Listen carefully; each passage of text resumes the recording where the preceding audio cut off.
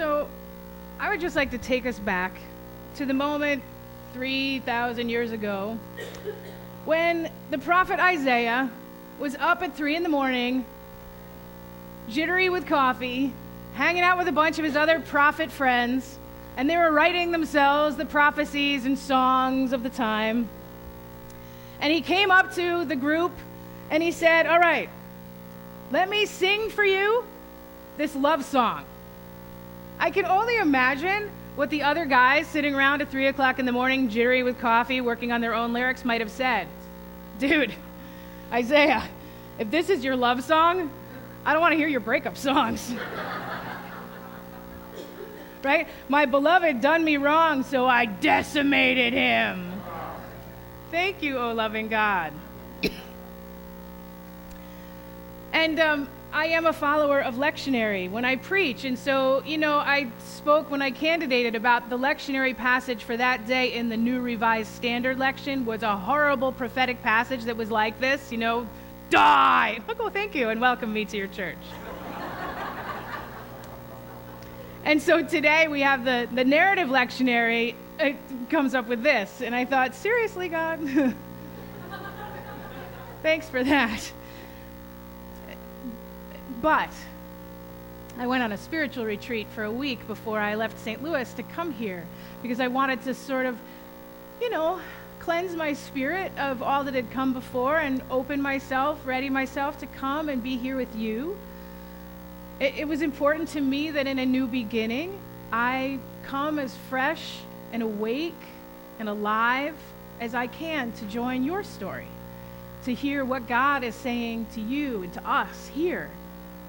I've already begun to learn about pieces of your story and members of your community, some that are no longer with you and of beloved memory, some that we still hope we might get back now that the new pastor's here, you never know. Some that are still out there, unreached, and maybe something new will be born now. We can draw some new lives, some new questions, some new energies, and some new problems. Some people are probably thinking of that too.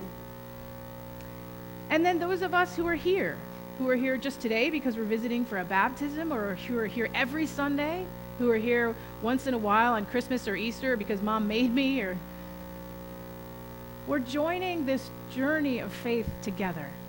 And it was important to me to prepare myself as much as I could to be open because I want to hear your stories. I want to know who you are. I want to hear what God is saying here in the questions and the troubles and the hopes and the yearnings and the grief, all of it. Because that's where the meaning of our lives is, isn't it? So this spiritual journey helped me exegete this passage because one of the things that happened for me in my journey was that I got a message from God, and I'm going to share it with you because I think it's relevant for all of us. I think this is something that speaks to the yearning of most, if not all of our hearts. And that is that even though in this moment the world feels a little like a crash and burn some days. You listen to the news and there's another hearing about something, and there's folks behaving badly out in the world. There's danger. There's people who should be keeping children safe who are harming children. There's people who should be keeping governments and countries in relationship or turning their backs on one another. There are families who you thought would love each other forever that are falling apart.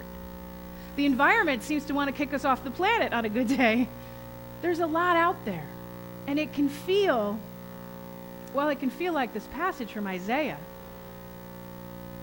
So why do we keep trying and hoping and doing this together?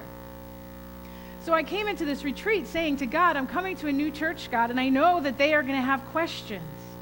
And I know that part of what they're looking for in this next step of the journey is how will we engage those questions together? And I have those questions too. And the message I got from God was this: just trust. It sounds really trite. I mean, it was a big build-up for that word, but when you think about it deeply, just trust.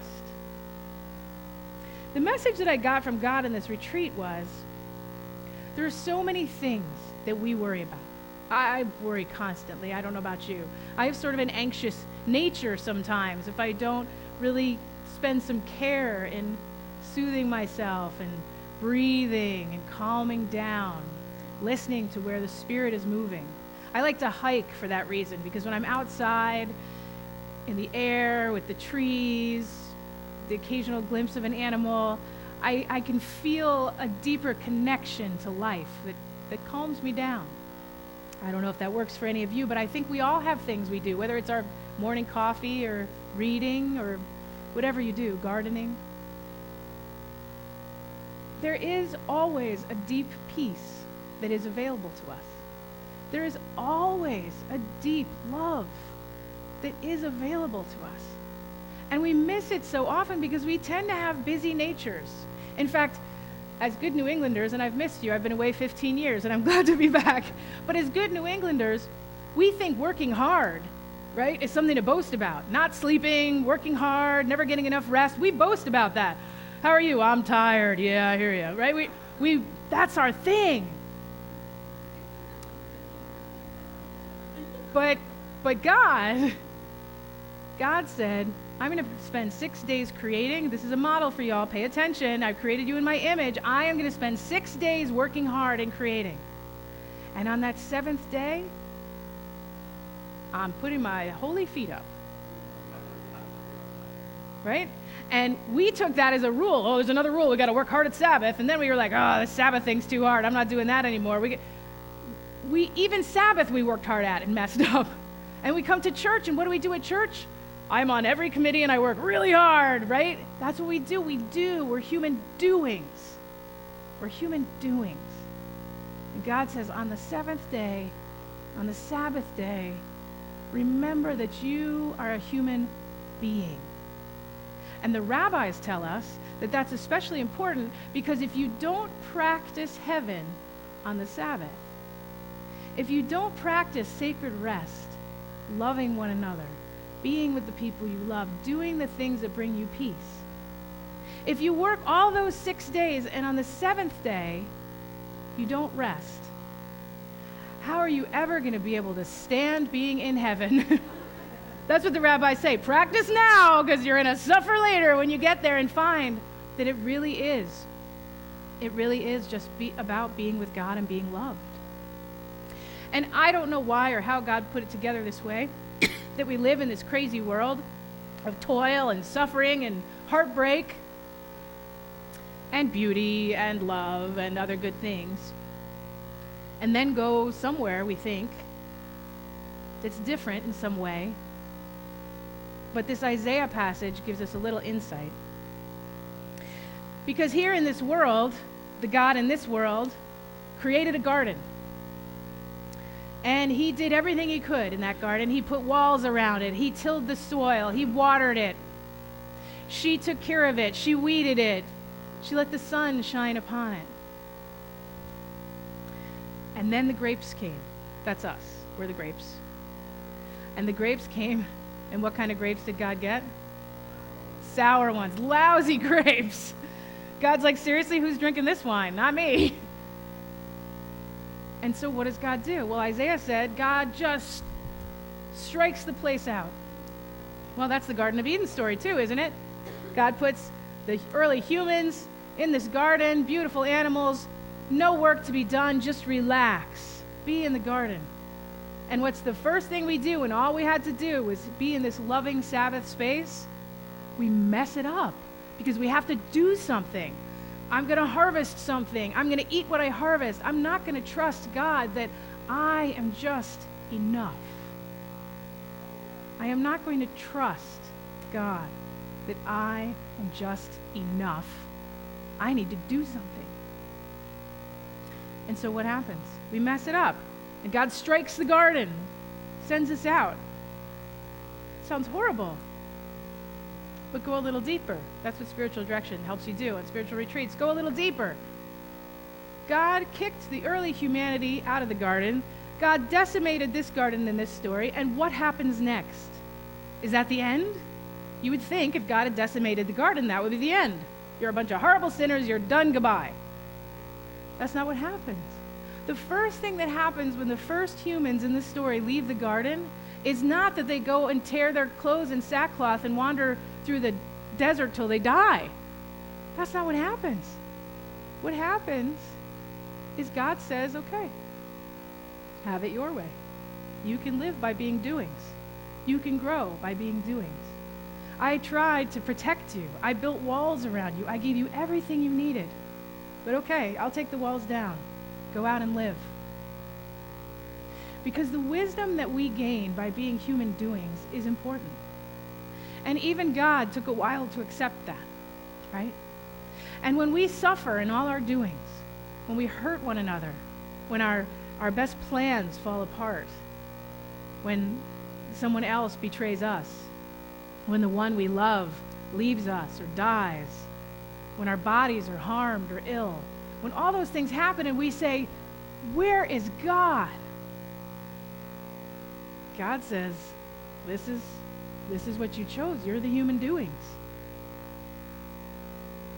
But God lets us be doings while God keeps on as a being. And so even when we're doing and we're busy and we're distracted with many things and we have anxious natures and we're not sleeping enough and we can't get it all done, God is still there. That love is still present. That presence is still there. And because God has torn the walls down, we can reach it. We don't need God's protection. We can reach more deeply into one another, into the life we encounter, and we can find God in places that God would never have been findable for us. We have eyes that are open, and we can see if we choose to see. So on this spiritual retreat, I was asking God, how do we know when we're enough?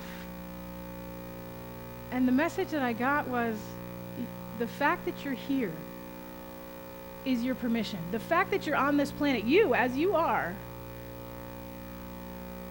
is all the affirmation you need. Stop looking for others to affirm you or to need you.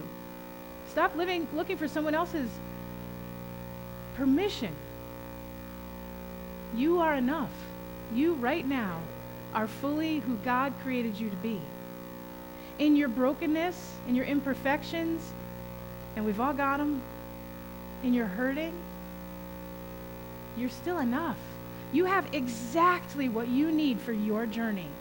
You don't have what I need for my journey, and I don't have what you need for your journey, but each of us already has been given by God exactly what we need for our journey. So the reason that Isaiah didn't have to worry about how bad his love song sounded, because he didn't have to compare them to his breakup songs, is that with God, there's no breakup song. God has temper tantrums. And the great prophets are the ones who argue with God when God does, right? Noah was the ark. Noah was not a great prophet. The rabbis say he was an okay prophet, but not a great prophet. Why? Because when God said, I've had enough with these people, I'm flooding the place, Noah said, okay, I'll build an ark. A great prophet argues with God. A great prophet says, God, that is not who you are. You are not a God of destruction. You're a God of love. So when you destroy the place, you're going to feel mighty bad, and you're going to have to just build it up again. And we see that over and over. God never destroys without building back up. God never destroys and abandons.